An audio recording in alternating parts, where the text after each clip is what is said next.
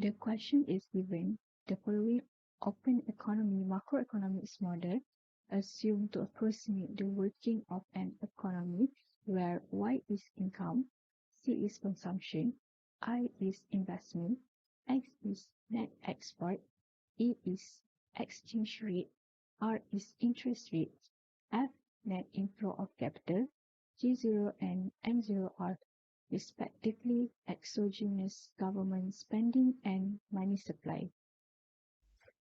First question, take the total differential of the reduced form equation above. So, first of all, we need to derive the whole equation.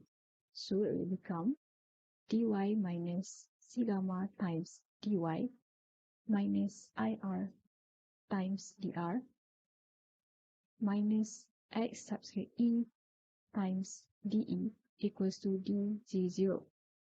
For the second equation, L gamma times dy plus Lr times dr equals to dm0. Third equation, it will become x subscript e times d subscript e plus fr times dr equal to d0. Let's move into question number 2. For question number 2, we need to rewrite our finding as I present to the metric form x equal to b. So here our finding in the question 1. Let's convert it into a metric form jx equal to b. So this is a j and this is x equal to b. J is a square because of the coefficient and of the emission will peak in the right hand side of the equation. This is x. X is a vector of integers variable which is dy, dr and de. Next equal to b. B is a vector of constant and we pick in the right hand side of the equation which is dg subscript to o and dm subscript to o and do. For A23 have 0 because equation 2 have no any variable for the dE. Meanwhile, A31 is a 0 because of the third equation have no variable for dy. And this is our metric form for this finding. Thank you. Hi, my name is Sakinah Binti Saharoni and my metric number is 284833 and I will continue this presentation for question 3, which is measure the effect of the equilibrium level of Y and R and E of an expansionary monetary policy M subscript 0. Okay, the first step is let dm subscript 0 not equal to 0 and then dg subscript 0 equal to 0 and d subscript 0 equal to 0. As we are interested to see the effect of change in m subscript 0 on the endogenous variable. So for the step 2, we can see here are the result of the change which is 0, dm subscript 0 and 0.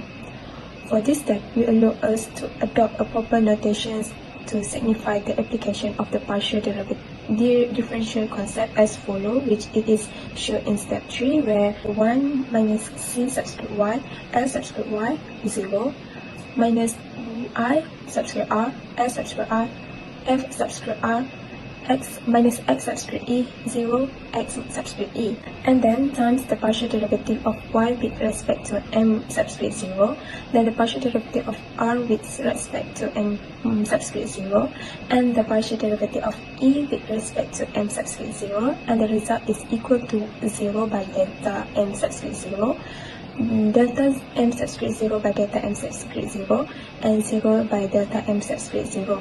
And the final answer is bracket 0, 1 and 0. Okay, after that, the last step, which is step 4, we need to compute the determinant with Jacobian equals to Jacobian. Bracket 1 minus c subscript y times l subscript r times x subscript e minus l subscript y times f subscript r times x subscript e plus x subscript e times l subscript y times I subscript r less than 0. So that's all from me and I will pass this presentation to the next presenter. Thank you. Hello, my name is Nuur Shufaa Binti Rohizad and my metric number is 285562. I will continue next step by using Cramer's rule. By Cramer's rule, we can arrange them into a square matrix called as Jacobian matrix. So, we will have three Jacobian matrix, that is Jacobian Y, Jacobian R, and Jacobian E. Jacobian Y is equal to I subscript to R multiply X subscript to E minus F subscript to R multiply X subscript to E. Next, Jacobian R is equal to X subscript to E multiply with open bracket 1 minus C subscript to Y and close bracket. Then, Jacobian E is equal to minus open bracket 1 minus C subscript Y close bracket multiply with F subscript R. After that, we will get data Y per data M subscript to 0, data R per data M subscript to 0, data E per data M subscript to 0 is equal to Jacobian Y per Jacobian, Jacobian R per Jacobian, and Jacobian E per Jacobian. Jacobian Y is negative value, and as we know that Jacobian also negative, then negative and negative we turn to positive. The result will bigger than 0. Jacobian R is positive value, so positive and negative will be negative value, so that it will be smaller than 0. Jacobian E is a negative value. Negative and negative value will have a positive value, and then we will get it bigger than 0 value for a result. That's all for question 3 Roman. Thank you.